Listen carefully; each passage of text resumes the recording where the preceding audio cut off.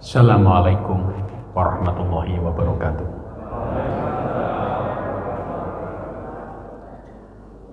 Bismillahirrahmanirrahim.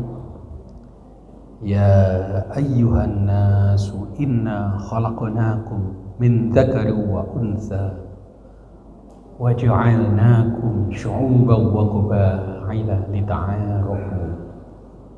Inna akramakum 'indallahi atqakum. Innallaha alimun khabir. Shadaqallahul adzim.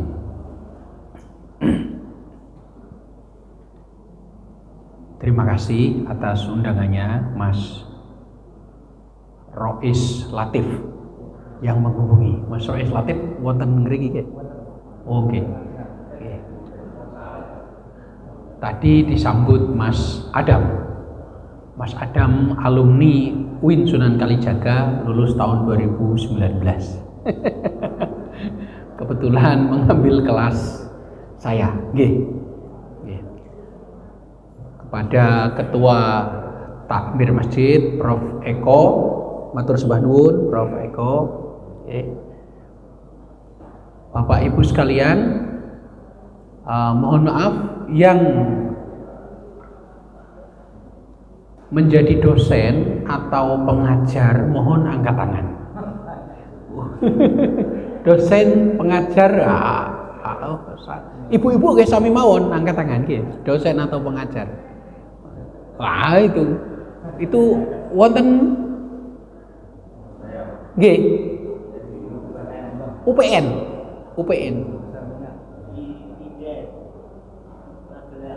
Untidar. Oh, Untidar, kemarin saya dari Untidar nggih. Stiper teknik berarti. Pertanian nggih. Oh nggih. Yang mahasiswa masih mahasiswa angkat tangan. Kayaknya enggak ada yang mahasiswa. Wonten. Nah, nggih. Bisnismen angkat tangan, bisnismen. Banyak semua. Berarti yang tidak angkat tangan bisnis gitu aja nggih. Pensiunan. Senior ya. Istilahnya senior itu. Bapak Ibu sekalian, saya sangat senang sekali hadir di Masjid Al-Iqbal ya. Namanya Al-Iqbal. Masjid Al-Iqbal di Banguntapan. Potorono ini ya. Oh, Batu Reno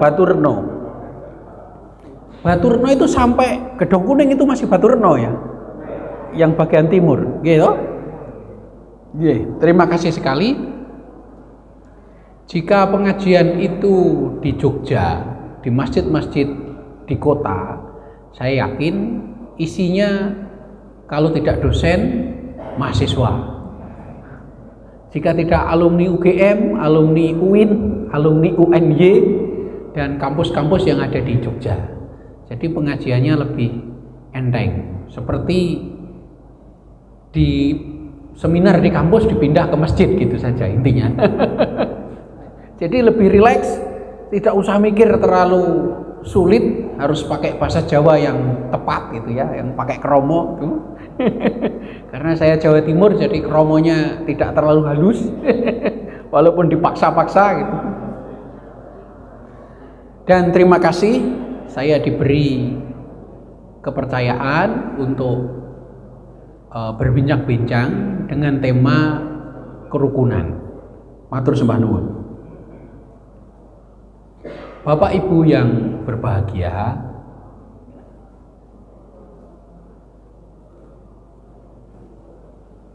di dalam kitab yang disebut Tarikh ya. Tarikh itu terjemahannya di dalam bahasa Indonesianya sejarah gitu ya. Sejarah atau biasa kalau dalam bahasa Jawa disebut babat. Atau biasanya kalau bahasa Prof Eko ya chronicle gitu ya.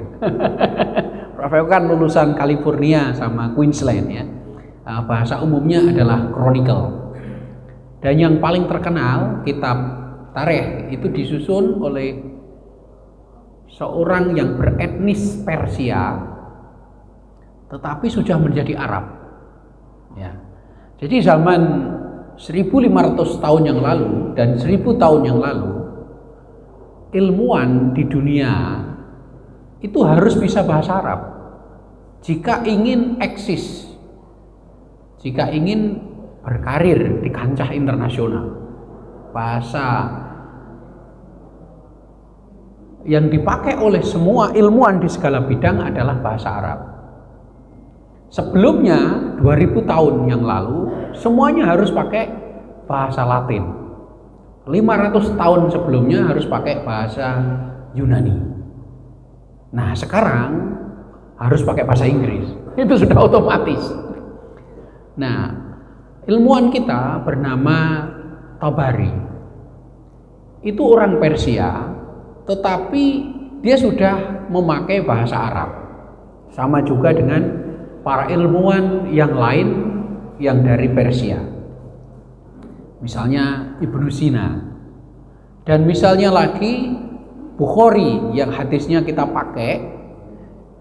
Bukhari itu kota Bukhara, dan itu tentu saja orang bagian dari Uni Soviet atau Rusia. Tapi semuanya berbicara dalam bahasa Arab ketika menulis. Nah, kalau di kampus orang menulis yang serius ilmiah ya pakai bahasa Inggris gitu ya. Sama. Zaman dulu semuanya pakai bahasa Arab, termasuk At-Tabari. Di dalam Tarikh Tabari disebutkan Umar bin Khattab, yaitu khalifah kedua setelah Nabi Muhammad SAW pergi, itu digantikan kota Madinah pemimpinnya oleh Abu Bakar. Yang kedua adalah Umar bin Khattab. Umar ini di dalam kronikel atau di dalam tarikh biasa disebut Umar pertama, ya. Umar pertama, terutama tulisan populer. Karena di dalam sejarah Islam ada dua Umar yang sangat terkenal, yaitu Umar bin Khattab dan Umar bin Abdul Aziz. Umar bin Khattab ini konon orangnya kecil, bicaranya tegas, dan konon diberitakan Umar ini kidal. Ya, kalau Bapak Ibu sekarang mengikuti US Open, kayak Rafael Nadal itu. Rafael Nadal itu kan kidal ya. Nah, sekarang yang bertanding kan Rafael Nadal, Djokovic sama Alcaraz ya di US Open itu. Umar ini terkenal karena wawasannya keluar dari Jazirah Arab atau Arabian Peninsula. Abu Bakar, khalifah pertama yang menggantikan posisi Nabi Muhammad memimpin Madinah, itu terkenal pengetahuannya tentang suku-suku di sekitar Jazirah Arab. Jadi Arab itu juga sudah dalam tanda kutip plural ya, sudah beragam.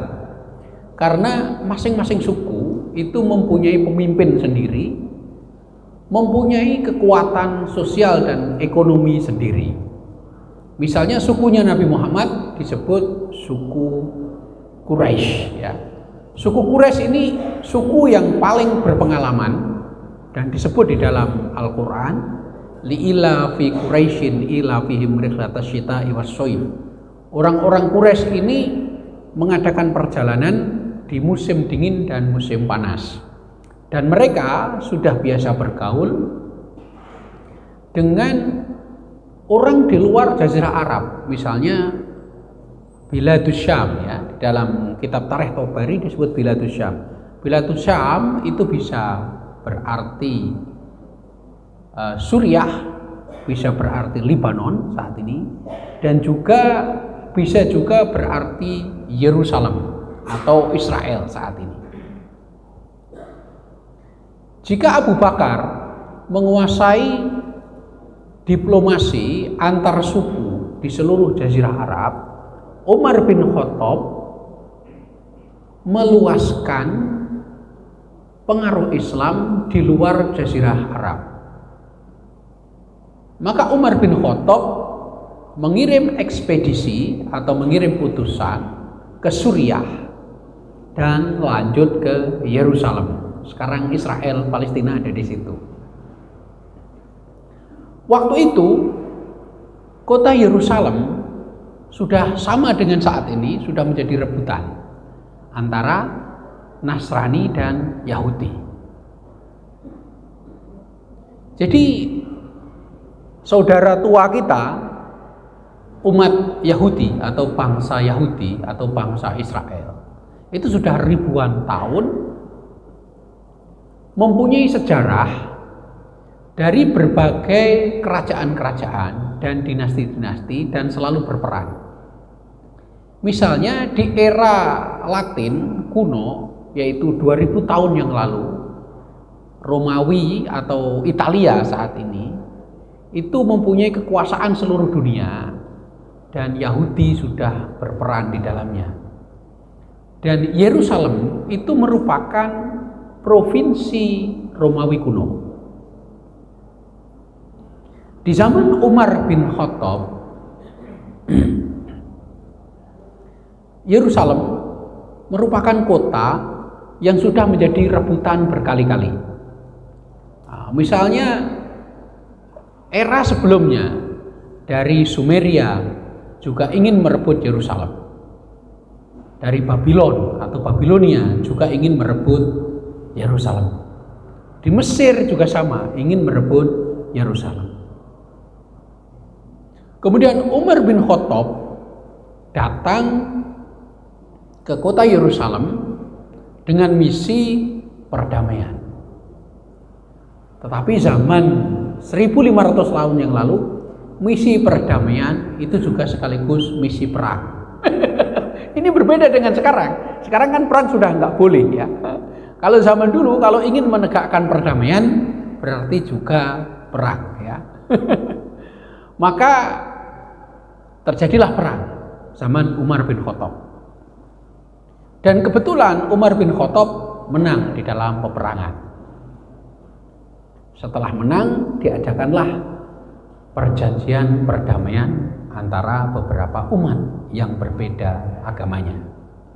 Pemenangnya adalah Umar bin Khattab, tentu beliau adalah Muslim. Pihak yang diatur atau dalam tanda kutip yang kalah adalah Yahudi dan Nasrani, Yahudi dan Kristen. Pertama kali Umar bin Khattab mengeluarkan perintah atau dekrit adalah mendirikan tempat-tempat ibadah yang rusak karena perang. Tempat ibadah itu tidak hanya masjid, tetapi sinagog dan gereja. Maka gereja-gereja yang sudah menjadi korban rusak karena peperangan diperintahkan oleh Umar bin Khattab untuk didirikan lagi. Sinagog, tempat ibadah Yahudi yang rusak karena peperangan, juga didirikan lagi. Dan Umar bin Khattab sendiri mendirikan masjid di sana. Masjid itu masih ada sampai sekarang, berkubah emas. Biasanya di dalam bahasa Inggris terkenal disebut Dome of the Rock, ya. Masjid Quds, Masjid Suci, ya. Dan kopiannya ada di Jawa Tengah, Masjid Kudus. Masjid Kudus. Bapak Ibu sekalian, di dalam kisah Tarikh Tobari itu kita bisa mengambil banyak sekali hikmah. Yang pertama adalah tentu saja Umar bin Khattab, khalifah kedua, tidak hanya memberikan hak hidup dan hak beribadah kepada umat non-muslim, tetapi beliau membangunkan tempat ibadah, melindungi hak-hak beribadah, dan juga memudahkan untuk beribadah orang-orang non-muslim. Kebetulan waktu itu Yahudi dan Nasrani. Nah, ini sangat penting. Tidak banyak kita mengetahui apa yang dilakukan oleh para penguasa Muslim ketika itu. Dan masjid yang didirikan oleh Umar bin Khattab yang biasa disebut Dome of the Rock itu sampai sekarang terkenal dan bisa di Google ya. Kubahnya emas ya. Dan konon Isra Mi'raj Nabi Muhammad itu juga menyangkut Yerusalem sebelum naik ke langit ya.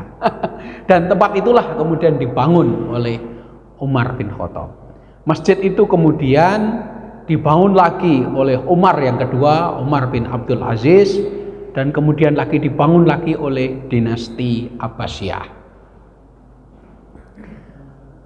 Tindakan Umar bin Khattab ini saya kira sangat penting dan memberi tauladan kepada kita semua. Seorang sahabat Nabi yang sangat terkenal, dan di dalam Islam beliau disebut Al-Faruq, yaitu orang yang bisa membedakan antara kebaikan dan kejelekan. Karena beliau itu sangat tegas, beliau itu orangnya tidak basa-basi, dan beliau adalah pemimpin yang adil. Anak beliau bernama Abdullah bin Umar, adalah seorang yang pintar ya. Ahli hadis, banyak sekali hadis riwayat dari Nabi Muhammad itu diceritakan oleh Abdullah bin Umar ya.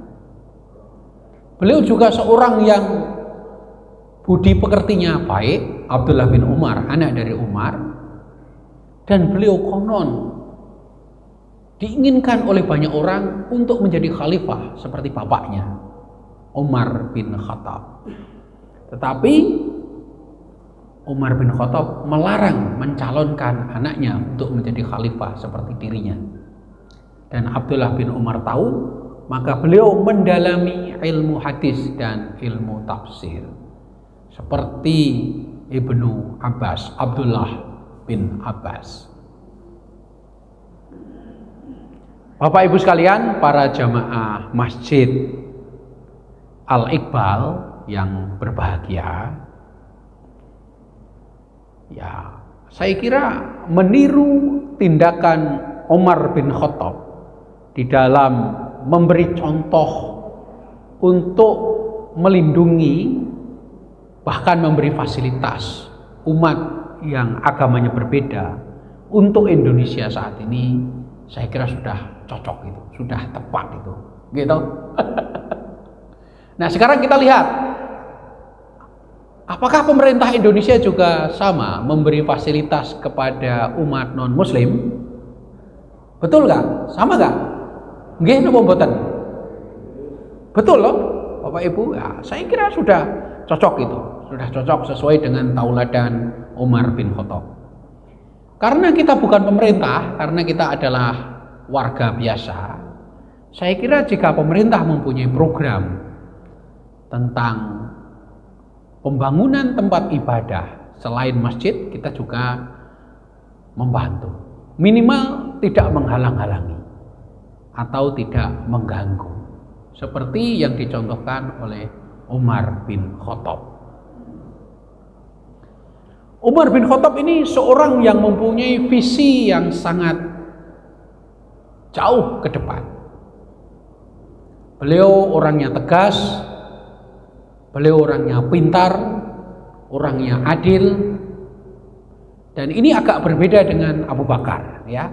Abu Bakar ini ketika menjadi khalifah beliau sudah agak berusia dan beliau hanya sebentar saja menjadi khalifah, tetapi peranan beliau adalah ekspansi Islam ke seluruh suku-suku di Arab.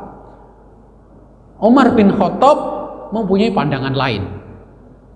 Islam juga harus diperkenalkan dan dipeluk oleh orang-orang yang tidak hanya berbahasa Arab seperti kita orang Indonesia. Orang Indonesia kan Muslim, tetapi kan kita bahasa Indonesia seperti hari ini, dan bahkan bahasa Jawa, bahasa Sunda, bahasa Madura ya. Yang bahasa Jawa angkat tangan, nuwun sewu. Ingkang ngangge basa Jawi nuwun sewu angkat tangan. Wonten nggih? Wonten. Oh nggih. Wonten nggih. Prof Eko nggih, basa Jawi nggih. Beliau dari Kutoarjo ya. Beliau dari Kutoarjo. Semi Ngapak, semi Mataraman nggih. Yang bahasa Sunda wonten. Ada yang bahasa Sunda. Bahasa Sunda. Tidak ada. Tidak ada orang Sunda di masjid ini. Tidak ada. Hah? Ada, nggih, ada. Ada bahasa Sunda. Sedikit, nggih. Yang bahasa Batak angkat tangan, yang bermarga Batak. Ada. Dari Batak. Ada. Ada dari Batak. Ada. Enggak ada Pak Adam? Enggak ada. Oke. Yang Jawa Timur ada? Banyak. Jawa Timur beliau, Jawa Timur. Adik kelas saya waktu di Usuluddin. Beliau angkatan 93, saya angkatan 92.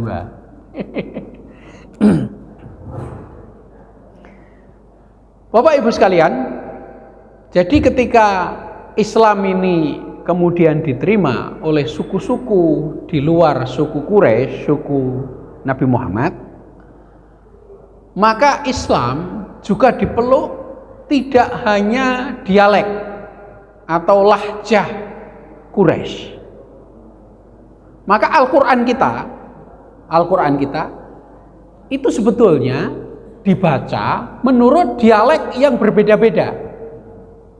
Maka di dalam ilmu tradisional namanya ilmu-ilmu tentang Al-Quran, ulumul Quran, paling tidak yang tersisa itu ada 7 macam bacaan atau sab'a ahraf, 7 macam bacaan, bahkan 12 bacaan ya, isna asyarah, dan bahkan sebetulnya lebih banyak dari itu, karena orang-orang yang berbahasa Arab di Jazirah Arab mempunyai logat, dialek yang berbeda-beda. Lah kalau kita saat ini pergi ke Mesir, bahasa Arabnya itu berbeda dengan pergi ke Makkah ketika umroh atau haji. Itu berbeda. Ya, kayak aywa, kalau sudah ngomong aywa, ya itu berarti orang Saudi, ya. Orang Saudi, ya. Kullu syai' tamam itu berarti khas daerah Yerusalem, ya. Daerah Levang, ya, Lebanon itu. Ya. Kalau ya Habibi, biasanya kalau manggil teman-temannya itu ya Habibi, itu berarti daerah sekitar Saudi. Sekarang juga sama. Misalnya Maroko atau Tunisia, bahasa Arabnya ada dialek Prancisnya. Kadang-kadang bercampur Prancis yang diarabkan. Jadi bahasa Arab itu juga tidak satu, ada banyak dialek. Sama juga dengan bahasa Indonesia. Bahasa Indonesia orang Jawa itu ya medok gitu ya.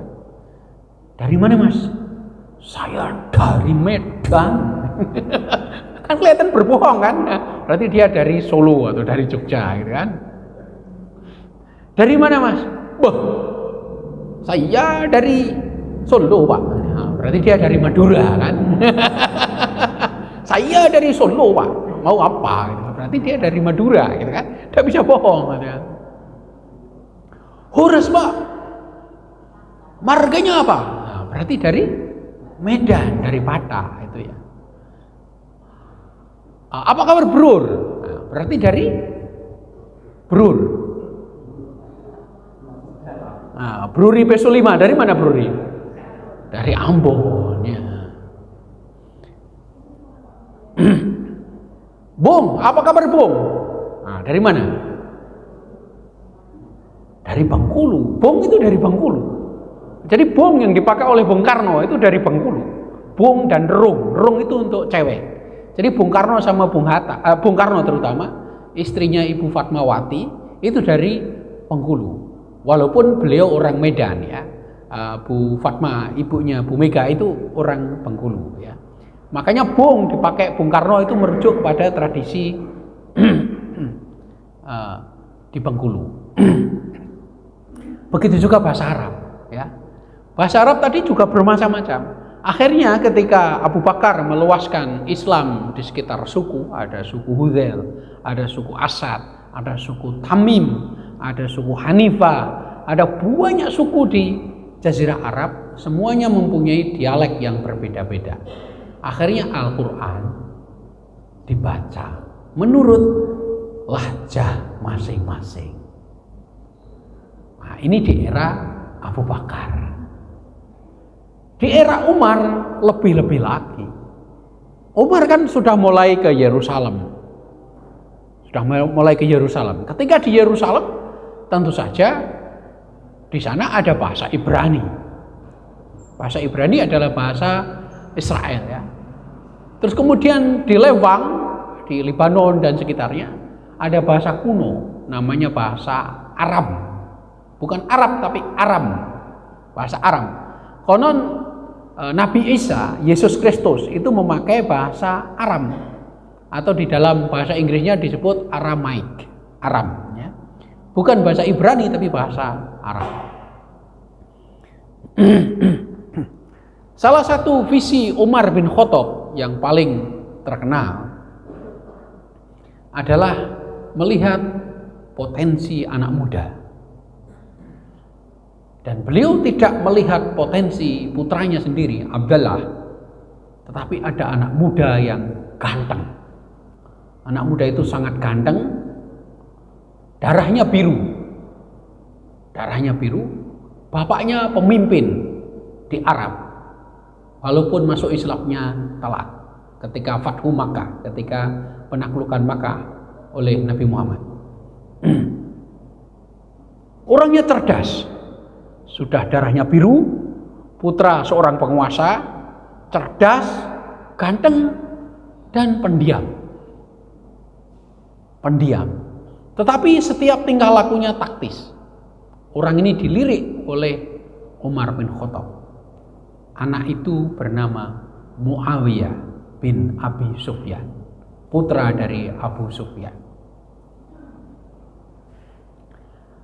Muawiyah ini kemudian dipilih oleh Umar bin Khattab, dikirim untuk mengadakan ekspedisi ke Lewang atau Suriah atau Damaskus. Maka Muawiyah diutuslah ke Damaskus. Sejak itu Muawiyah mempunyai tugas di Damaskus. Dan itu nanti akan diteruskan oleh Khalifah ketiga, Utsman bin Affan, yang memperkuat posisi Muawiyah secara resmi menjadi gubernur, menjadi penguasa di Damaskus. Nah, Damaskus dan Madinah itu cukup jauh. Kalau dulu perjalanannya pakai unta atau pakai kuda ya bisa seminggu atau 2 minggu ya. Kalau sekarang mungkin ya sejam kurang mungkin kalau pakai pesawat ya. Kebetulan Damaskus atau Suriah ini sekarang hancur negaranya. Kita di Indonesia lebih beruntung.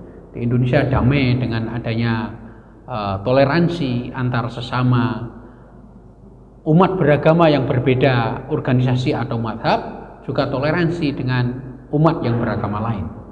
Kebetulan Damaskus hancur karena peperangan, karena di sana ada banyak kelompok ya, seperti Syiahnya kuat, Sunninya kuat, dan ini tidak terjadi kesepakatan dan partai politiknya juga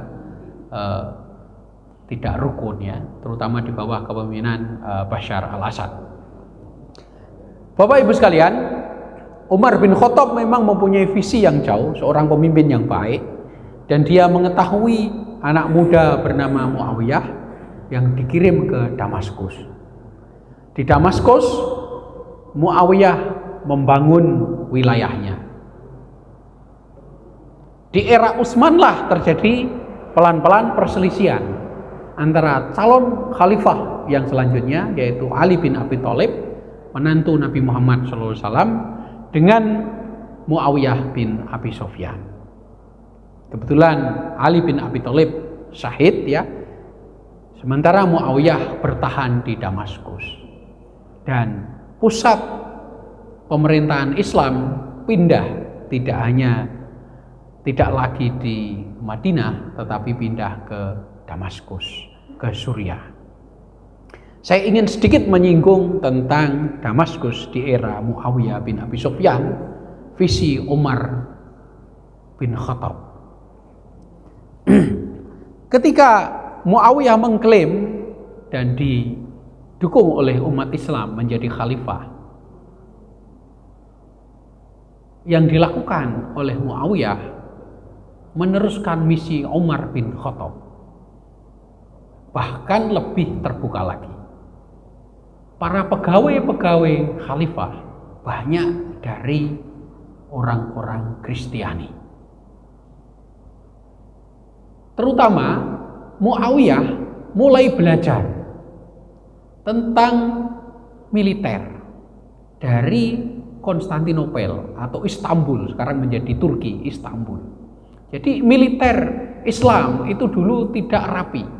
Kemudian di era Muawiyah bin Abi Sufyan lah militer Konstantinopel atau Istanbul itu disesuaikan dengan kebutuhan militer Islam. Kemudian Muawiyah juga belajar tentang ekonomi. Ini bidangnya Prof. Eko ya. Ekonomi terutama mata uang ya. Mata uang di Arab itu tidak standar waktu itu. Mata uang Romawi Konstantinopel juga diadopsi oleh Muawiyah bin Abi Sufyan ya. Kemudian birokrasi dan administrasi juga sama. Itu semuanya tidak standar di era Madinah. Kemudian di era Damaskus oleh Muawiyah bin Abi Sufyan distandarkan. Dan terutama para pegawainya, para ilmuwannya, para pekerjanya lebih profesional lagi. Dan seorang pemimpin gereja bernama dalam bahasa Arabnya Yahya minad Dimashq. Dalam bahasa Latinnya disebut Yohanes Damasenes. Itu diangkat menjadi penasehat khalifah. Dan beliau berteman dengan para sahabat Nabi dan beliau berkarya di Daulah Umayyah. Saya kira ceritanya sudah sangat banyak Bapak Ibu sekalian ya.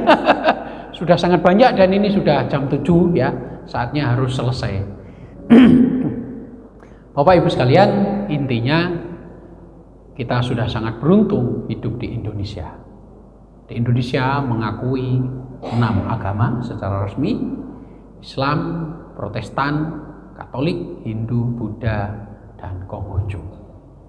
Dan saya kira semangat Indonesia ini sudah sesuai dengan apa yang dilakukan oleh Umar bin Khattab. Kita tidak hanya hidup bersama-sama dengan orang yang beriman dengan cara lain, tetapi pemerintah kita juga melindungi tempat ibadah lain sebagaimana Umar bin Khattab.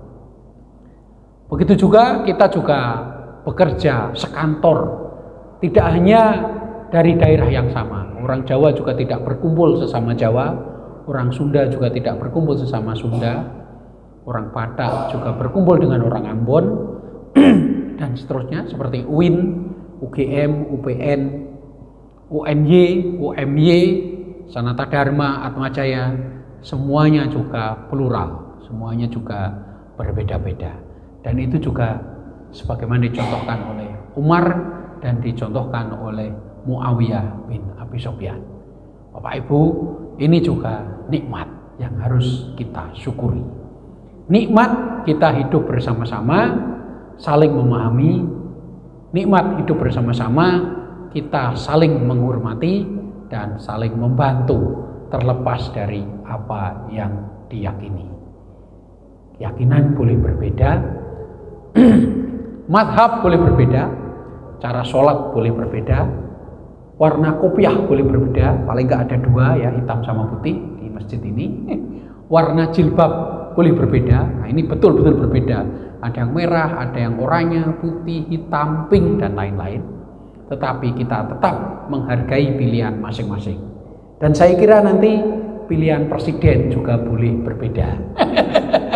Pilihan partai politik juga boleh berbeda. Pergi ke masjid juga boleh, pergi ke masjid mana saja. Saya kira itu, Pak Prof. Eko. Bapak Ibu jamaah semua yang berbahagia, itu yang bisa kita perbincangkan, semoga bermanfaat. Ini ditutup dengan doa nggih. Oke. Ila hadratin Nabiyil Mustafa sallallahu alaihi wasallam. Al-Fatihah.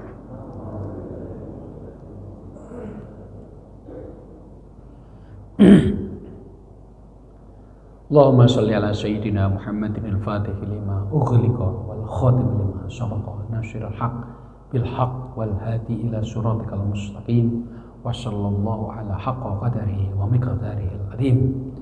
Allahumma inna nas'aluka salamatan fid din wa afiyatan fil jasad wa ziyadatan fil ilmi wa barakatan fil rizqi wa taubatan qabla al-maut wa rahmatan 'indal maut wa najati minan nar wa jannatan ba'dal maut. Ya Allah, jadikanlah para jamaah Masjid Al-Iqbal sehat badannya, lancar rizkinya, tambah ilmunya, taubat sebelum meninggal, mendapatkan rahmat ketika meninggal, masuk surga setelah meninggal.